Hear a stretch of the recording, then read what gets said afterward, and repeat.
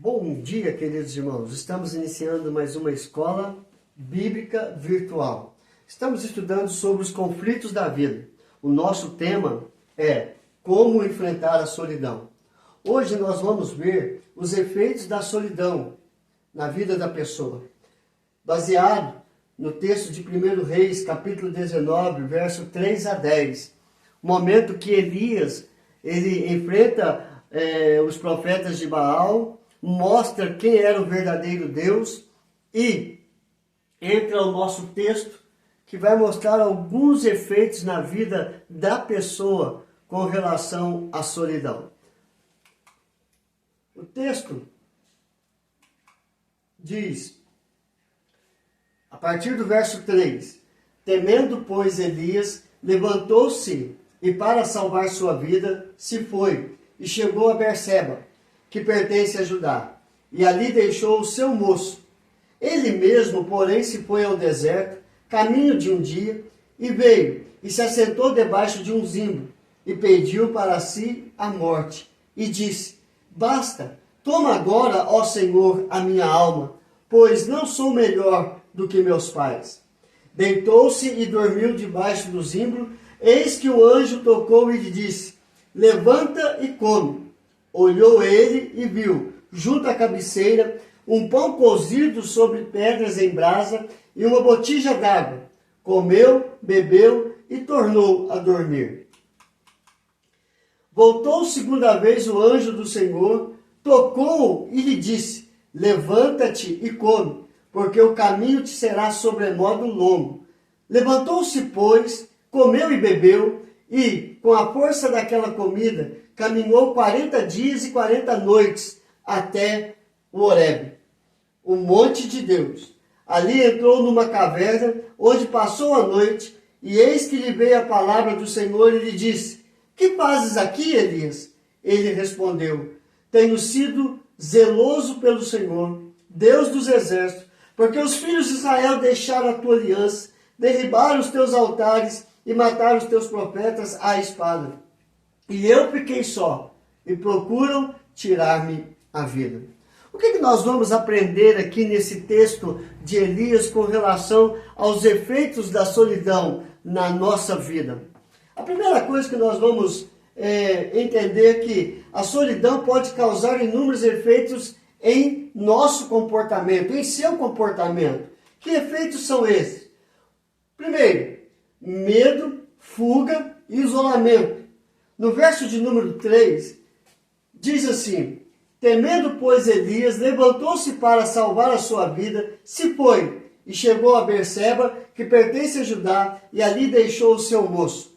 Veja aqui que tem 3 expressões que mostram medo, fuga e isolamento. Ele temeu, teve medo, ele levantou-se para salvar a sua vida, ele fugiu e deixou, ele se isolou, ele afastou-se de todos, afastou do seu melhor amigo. Então, muitas das vezes, em relação às circunstâncias que nós estamos vivendo, situações duras, problemas, aflições, angústias, nós temos medo, nós tentamos fugir das situações, das circunstâncias e dos problemas e nós nos isolamos, ou seja, nos afastamos dos nossos amigos e até mesmo dos nossos familiares. Então a primeira situação que nós vemos aqui, a solidão pode causar estes efeitos, medo, fuga e isolamento. Mas vamos olhar mais um pouco. A solidão pode causar também um efeito no nosso comportamento de buscarmos pela morte, o desejo pela morte. No verso de número 4, diz assim, ele mesmo, Elias, porém se foi ao deserto, caminho de um dia, e veio, e se assentou-se debaixo de um zimbro e pediu para si a morte, e disse, basta, toma agora, ó Senhor, a minha alma, pois não sou melhor do que os meus pais. Verso de número 4. Então ele pede para si a morte. Ele já não queria mais viver. Ele estava se sentindo angustiado, ele estava abatido, depressivo. Então ele pede para si a morte, porque ele achava que não era melhor do que ninguém, que ele estava sendo um zero à esquerda, não estava servindo para mais nada. E assim, muitas das vezes, quando nós nos isolamos, quando nós buscamos a solidão, quando nós trancamos dentro do nosso quarto ou dentro de nós mesmos, nós desejamos pela morte, porque achamos que não vale a pena mais viver. Mas há mais um sentimento, sentimentos depressivos. Esse sentimento que leva o desejo pela morte é um sentimento depressivo. Mas nós vamos ver no verso 5, no verso 6, algumas questões interessantes. Deitou-se e dormiu debaixo do zimbro, e eis que um anjo o tocou e lhe disse: levanta-te e come. Olhou ele e viu, junto à cabeceira, um pão cozido sobre as pedras em brasa e uma botija d'água. Comeu, bebeu e tornou a dormir. A pessoa que se isola com sentimentos depressivos, ela quer ficar apenas deitada, dormindo. Às vezes ela toma até remédios para dormir, para que os seus pensamentos não venham trazer mais tristeza, mais angústia, mais amargura de alma, de espírito, do psicológico. Então ele deita e dorme. Até aqui você vê que ele não se alimenta. A pessoa perde a fome, mas o Senhor chega ali e fala: levanta-te e come. E ele levantou, comeu e voltou a deitar e a dormir de novo. Então nós vemos sentimentos depressivos. Primeiro ele pede a morte e agora ele quer se isolar, ele quer ficar só deitado, quer ficar só dormindo, quer fugir de toda a situação, não quer saber de nada. Por isso que ele esconde-se dentro de uma caverna. Mas há mais um outro sentimento, a autocomiseração. A autocomiseração significa empatia por si mesmo, compaixão por si mesmo, misericórdia de si mesmo. Ele não está nem aí para as pessoas que estão ao seu redor. Ele acha que ele precisa de apoio, de sustento, ele precisa de ter alguém, mas ele não quer ninguém, ele não quer ajuda, não quer nada. Ele acha que ele é o certo e todos estão errados, que todos os abandonaram. E isso fica bem claro no verso 10. Elias, ele responde ao Senhor, o Senhor pergunta: que fazes aqui, escondido nessa caverna? O que você fazes aqui? E ele responde: tenho sido zeloso pelo Senhor. Ele achava que ele era o mais santo, que era o melhor de todos, Deus dos exércitos. Porque os filhos de Israel, aí ele começa a jogar a culpa nos outros. Os filhos de Israel deixaram a tua aliança, derribaram os teus altares, mataram os teus profetas à espada, e eu fiquei só. Todos me abandonaram e procuram tirar minha vida. A autocomiseração, ele acha que ele é o único certo na história e que todos que estão ao seu redor estão totalmente errados, porque abandonaram, não foram atrás dele, não foram saber como ele estava, o que ele estava precisando. Então, a autocomiseração mostra esse isolamento. Já que ninguém se importa comigo, eu vou me trancar, eu vou me isolar de tudo e de todos.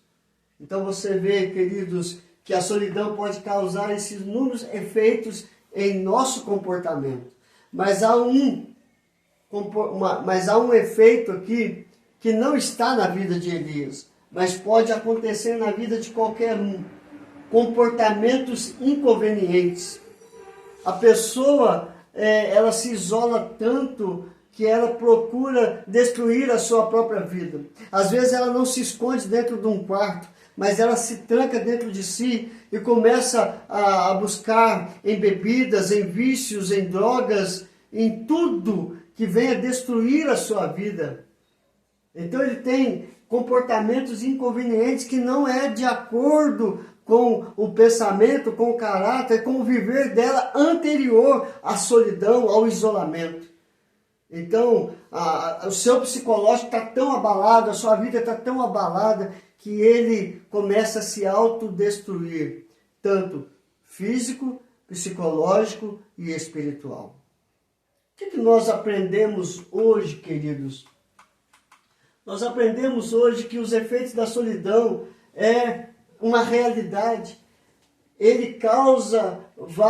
A solidão causa inúmeros efeitos em nosso comportamento: medo, fuga, isolamento, desejo pela morte, sentimentos depressivos, autocomiseração e comportamentos inconvenientes que não expressam a realidade do nosso viver.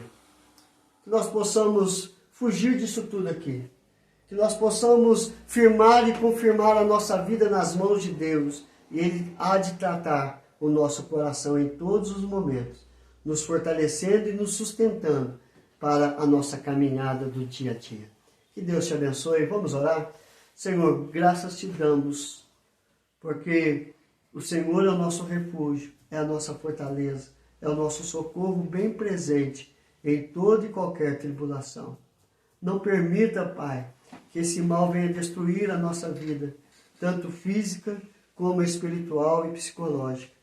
Mas que o Senhor reine em nosso coração, que teu Espírito Santo fortaleça, Senhor Deus, a nossa intimidade com o Senhor, com a tua palavra, em todos os momentos, para que possamos nos sentir cada dia mais e mais fortes, firmes e inabaláveis diante do Senhor e diante de qualquer situação, ó Pai. Porque em Cristo nós somos mais que vencedores. É a nossa oração, em nome de Jesus. Amém e amém. Que Deus te abençoe, queridos, e até amanhã, se Deus quiser.